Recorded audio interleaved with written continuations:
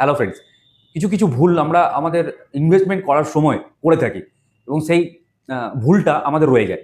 যেরকম হচ্ছে যে আমরা যে ইনভেস্টমেন্টটা করি সেই ইনভেস্টমেন্টে অনেক সময় দেখে নেবেন নামের স্পেলিং, সারনেম, নমিনির নামের স্পেলিং এবং surname, plus address, mobile number, এই জায়গাগুলোতে অনেক সময় দেখা যায় আমরা ভুল করে ফেলি এবং সেই ভুলটা থেকেই যায়।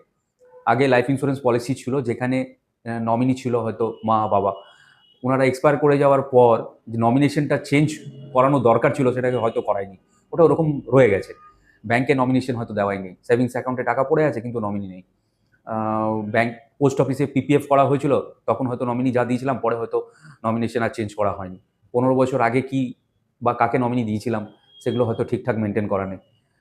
ফ্রেন্ডস, আমি বলবো যে একবার বসুন, বসে পরে আপনার যত ইনভেস্টমেন্ট আছে সেই ইনভেস্টমেন্টগুলোকে একবার চেক করুন, সেগুলো সব ঠিকঠাক আছে কিনা।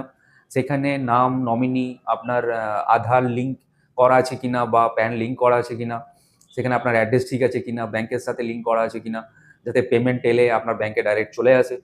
তো এই ধরনের মিস্টেকগুলো যাতে না হয় এবং পরে যাতে পেপার ওয়ার্কসের হ্যারাসমেন্ট যাতে না হয়।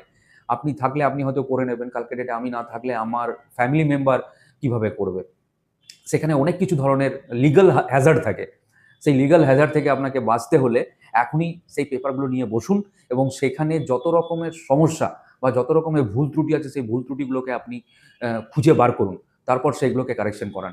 এইটা আগামী দিনে আপনার নমিনিকে যাতে কোনো রকম হ্যারাসমেন্ট হতে না হয় তার জন্য এটা সবথেকে ভালো উপায় এবং এটা যত তাড়াতাড়ি পারবেন তত তাড়াতাড়ি করুন।